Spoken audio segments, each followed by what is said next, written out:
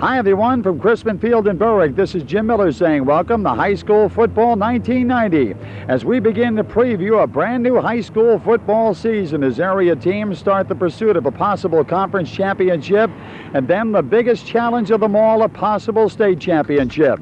Last year, the Bulldogs of Berwick joined the Bucks of Dunmore in pursuit of a state high school championship as this area showcased some of the finest high school football played anywhere in the country. I'll look at the Wyoming Valley Conference race, Sid Michaels, the Big 11 Conference, and Scott Mastiller football in the Williamsport area. We call it High School Football 1990. Stick around. I think you'll enjoy it.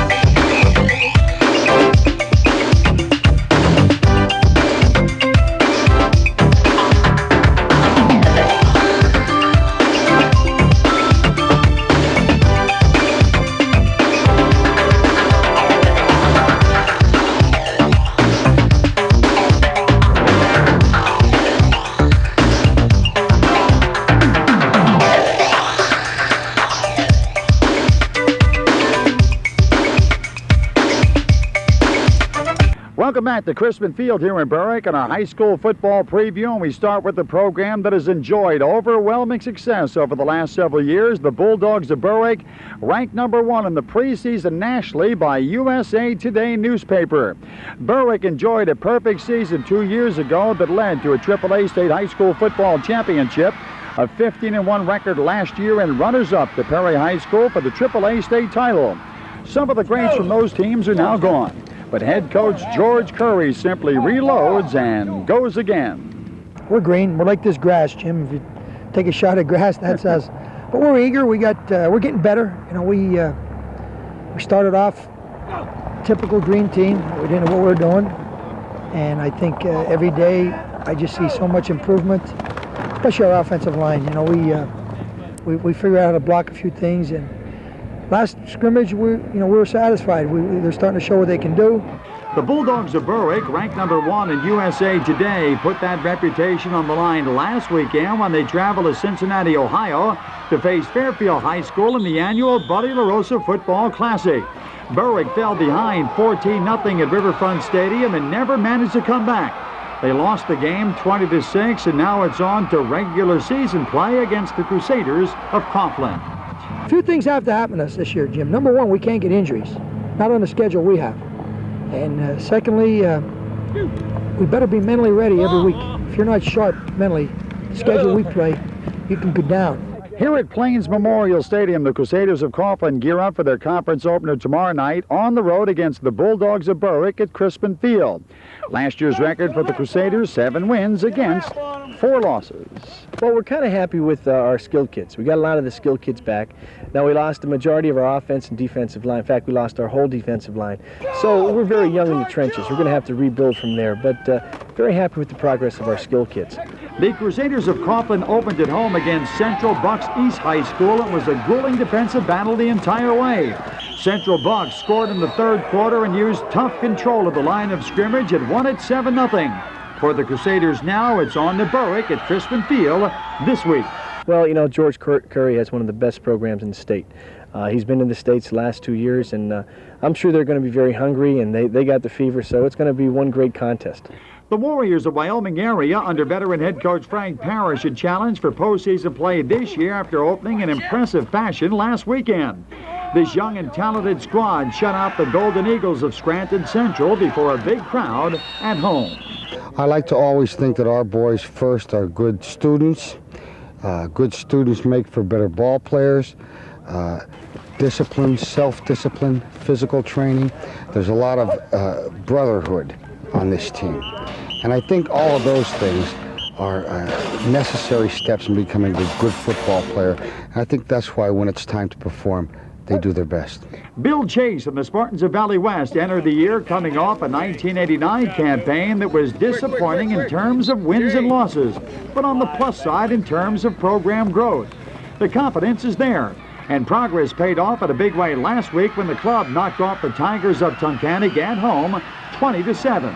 I think this year we seem to have a group of kids that will play hard for a whole game, and Not that we didn't last year, but when things seem to go bad, they seem to get down on themselves a little bit, and I think we have real good team attitude this year coming off of last year, and I'm real pleased with that. So I'm hoping that you'll see a good full game of hard football for us. The Patriots of Pittston area are fighting their way back in conference play under second-year head coach Sal Licata. The Patriots also opened in impressive fashion last weekend when they knocked off the Mountaineers of Hazleton at home. Yeah, we have a lot of skilled kids here at Pittston area. And because of the fact that we do have so many skilled kids, we try to incorporate an offense that would feature them. And so, we're not purely a run-and-shoot team this year, but we're multiple, and we are going to get the ball up in the air as much as we can and do as many things as we can with our skilled kids. The Tigers of Tunkhannock under head coach Tom Oziewski always seem to enjoy a very competitive program, and 1990 is no different. The Tigers are young but aggressive.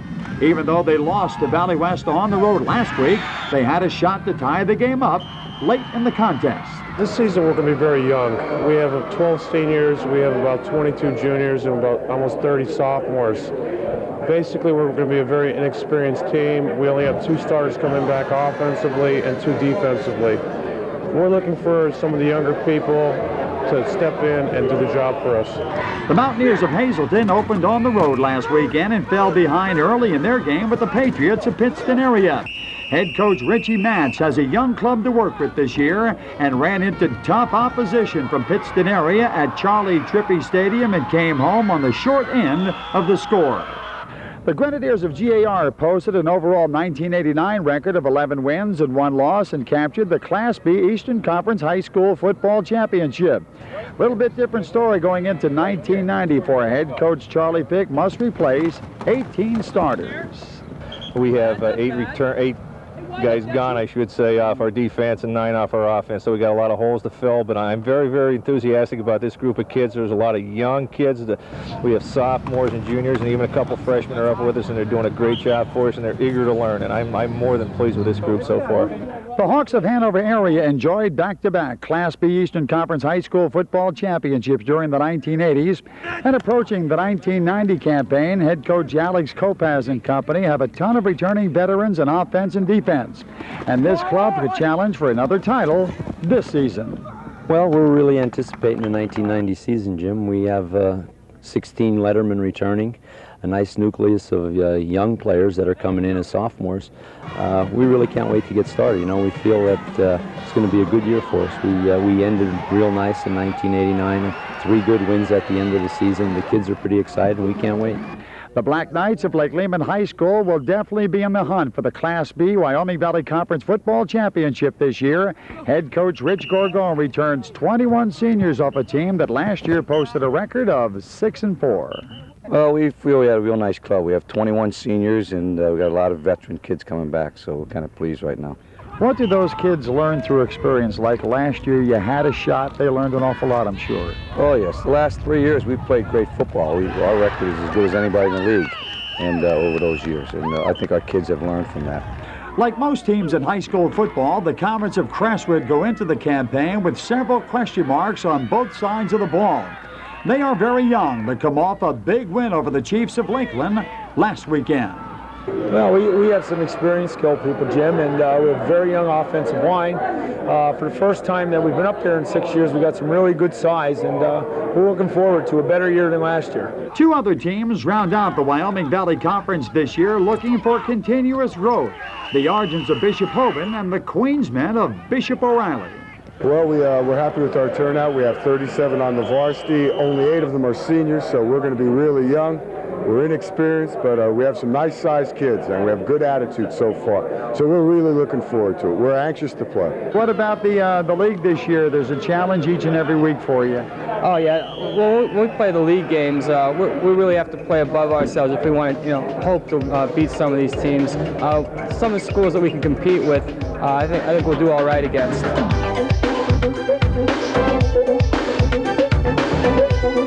Later on in this program, after Sid Michaels previews the Big 11 Conference, we'll profile the return of 2 veteran coaches in the Wyoming Valley Conference, Mickey Gorham at Myers High School and Paul Maranka at Nanticoke High School, as we continue on with high school football 1990.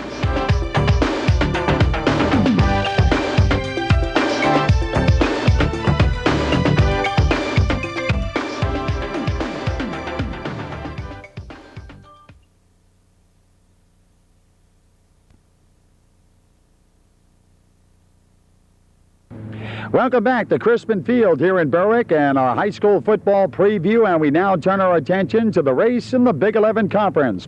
Led by the Bucks of Dunmore, who last year won the Class A State High School Football Championship in Pennsylvania. And without question, they lead the way going into 1990. Sid Michaels previews the programs this year in the Big 11. The Big 11 boasts a defending state champion in the Bucks of Dunmore. A year ago, head coach Jack Kansas led his team to the Class A championship with a talented bunch of individuals. But a lot of those players are gone from that team, and now he has some big holes to fill if he expects to challenge for a conference championship and another state title in 1990. We have a young football team that has worked very, very hard, and we're hoping, of course, that we could come along as each week goes along and become a better football team near the end of the season. The Bucks lost their first Big 11 game in 2 seasons last Friday to West Scranton. They played most of that one without quarterback Tom Marquez, who suffered a hip injury in the first half. Coach Jack Kansas was counting on the 3-year starter to combine with returnees Dave Silvestrini and Tom Golden to give this team a potent offensive attack. Tommy's an excellent quarterback, and we have some outstanding running backs, and if our kids up front can open up the holes just a little bit, I think that we'll be a contender for the Big 11. A year ago, Scranton Prep missed the Eastern Conference playoffs when they lost a coin flip to Riverside. But this team was probably playing as well at that point than any team in the Eastern Conference. Yes, it was. We finished up the season in fine style. Does that give this team momentum? Well, we certainly hope so. The kids are coming along well. Our backfield's starting to coordinate with our offensive line, and our defensive people up front are really doing a good job, and our secondary's coming along. Riverside went to the Eastern Conference playoffs by winning the coin flip with Scranton Prep. But gone from that team is the talented air tandem of quarterback Elio Dominic and receiver John Connell, plus running back John Starretts, who rushed for over 1,300 yards as a senior. Well, we're inexperienced. That's the key word, is inexperience. And I just think it takes a couple games to get the jitters out of our system and learn what we have to do. And by mid-season we should be in pretty decent shape. The 3 teams that play at Scranton Memorial Stadium each have something a little bit different this year. West Scranton has experience, Scranton Central has size, Scranton Tech has a new name. With the new name, Scranton High, comes a new optimism, says head coach Bill Tonkin. We're excited about it, Sid, and the reason that we're excited is we're so very young. We're starting 8 underclassmen, and they're really, really quality kids. Obviously, in the first half of the year, we're going to have some problems with them learning what they're doing, but we have the potential, if they continue to grow in the second half of the year, to be a darn good team. At Scranton Central, Cy Dewey, he begins this 3rd year as head coach, and he's looking at probably the biggest team Central has had in years. This young group of kids that I have, and we are young, probably give me more size than I've had in the 3 previous years here at Central. For whatever reason, as things haven't flowed, we've been small. This year I bring some nice size kids to the line of scrimmage that we haven't had. West returns almost the same team that won just 1 game a year ago and only one in the past 2 seasons. The offense has the area's top rusher from a year ago in Don Duffy, plus returning backfield mates Dan Repchus, Joe Triano, and Dave Cook.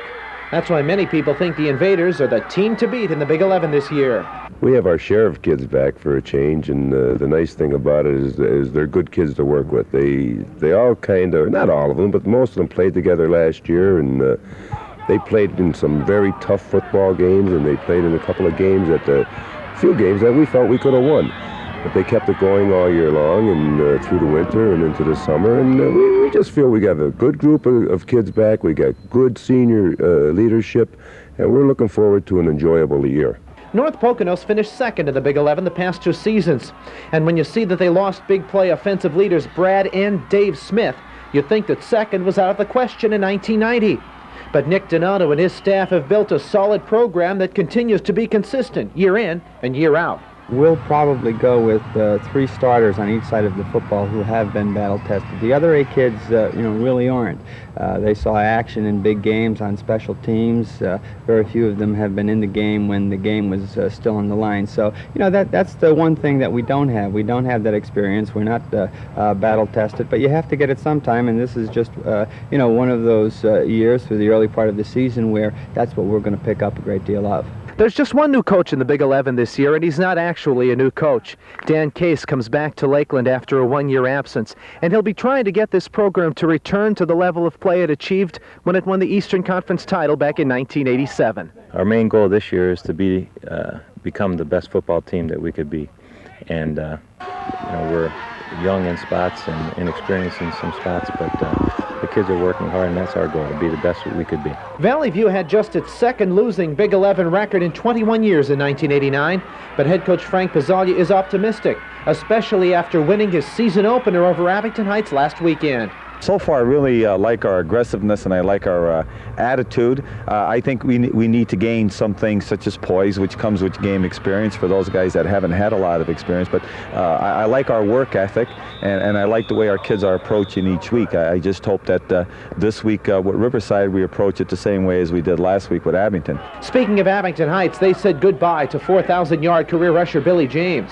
Also gone is talented defensive back Dean Dodge, who transferred to Dunmore. We're pretty low in inexperience. We have about 11 kids on the team that have never played football before, and we're counting on them to develop fast. That's going to be a secret. As far as experienced kids coming back, we're low in numbers, but they're very spirited. They're playing hard, and they're giving everything they got, so I'm pretty happy with them. Two teams that were formerly in the Big 11 should battle for Suburban Conference honors this year.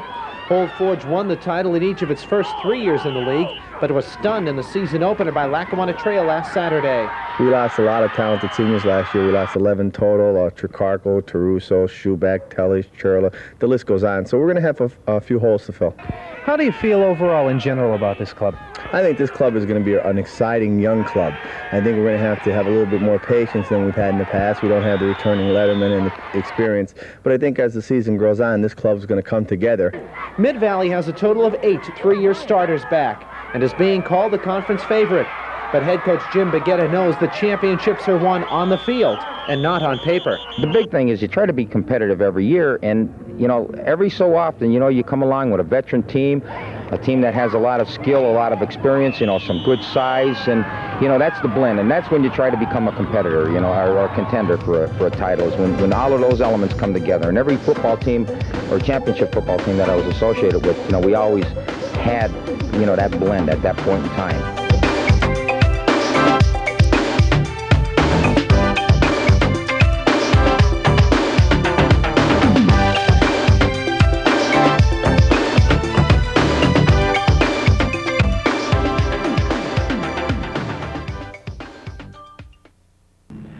The Wyoming Valley Conference will see the reappearance of several veteran coaches on the sidelines this year, bringing years of greatness to their respective high school football programs and sensitivity to the athletes on and off the field.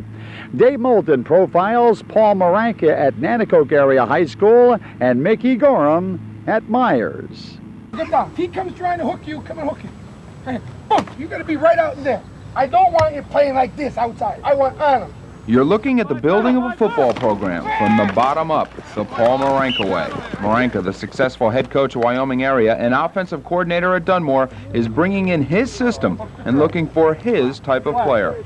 The kids are working extremely hard, and I think they're working up to their ability. It's really hard to say how good they are. I know one thing, they're in excellent physical condition. They went through a grueling summer conditioning program, and after 3 days, I'm pleased.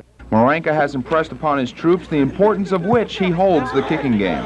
In a game that has probably 50 or 60 offensive plays in it, 10 of those are kicking plays, and that's a high percentage. So we spend time on it, and it's been very good to us. The Trojans may not be winners this year, but Maranka has improved programs everywhere he's been. So you better get him now, because someday soon it may be too late. At Myers High School, the Mohawks made a coaching change during the offseason, but the face is a familiar one. Mickey Gorham is back to try to play miracle worker to a program that's won just 3 games over the last 2 years. We've had a couple lean years, but we think if we can get good work ethic and get the young men's heads on correctly with a positive mental attitude, we can be competitive again. While only having 34 people from which to work, Gorham feels that it won't be easy, but that someone real special could make a world of difference. Swimman is Rocket's younger brother, and we think if we keep him healthy and keep his work habits as they are so far, I think he can be an outstanding, one of the more outstanding players in the conference this year. And of course, no one needs to remind Gorham or Mohawk fans that the last time Myers was successful, they had 2 Ismails. This year, 1 will have to do. For High School Football 1990, I'm Dave Moulton. High school football also got underway in the Williamsport area last weekend as the Millionaires played host to the Steelton Highshire Steamrollers before another outstanding crowd at home. The Steamrollers came back from a 7-6 deficit to score twice and go on to the convincing victory. Other area teams also started last week. Scott Masteller joins us with the look at last Friday's key games involving some very outstanding high school football programs. As we begin our coverage of high school football in the Williamsport area, we take a look at the runners-up in the Pennsylvania AA Championship game of last year, the Montoursville Warriors hosting the Ironmen of Danville. Late in the first half with no score, Montoursville's Brian Kennedy drops back and will have this pass intercepted by Brett Bahoic. That set the Danville Ironmen up with excellent field position at the Montoursville 12. Quarterback Chad Foster keeps the football on the sneak and scores the first touchdown, giving Danville a 6-0 lead. The Warriors' Rick Hagemeyer puts Montoursville back in the game with this excellent kickoff return. He takes the ball 39 yards and sets the Warriors up for their first score of the evening. On third down and goal from the 7, Mike Kutney scores to tie the ball game up at 6-6 between Montoursville and Danville. Our second game tonight, the Lewisburg Green Dragons are in Loyalsock to take on the Lancers. Fourth quarter action, Lewisburg quarterback Dennis Prowse hands off to running back Jeff Mahoney, who goes 10 yards. Then later in the same drive, on 2nd and 2 from the 18, quarterback Browse throws over the middle and finds Eric Dauberman. That sets up this score as 2 plays later the handoff goes to Jeremy Bullock, who scores, giving Lewisburg a 17-14 lead. Reporting from Williamsport, Scott Masteller, Eyewitness Sports. Well, there it is, a high school football preview going into 1990. Once again, we invite you to join us every Friday night throughout the season for the scores and all the highlights from the locker room. For photographer-editor Mike Remplevich, along with photographer Bill Dowdell and reporters Sid Michaels, Dave Moulton, and Scott Masteller, this is Jim Miller saying thanks so very much for watching and enjoy your favorite high school football program throughout the season.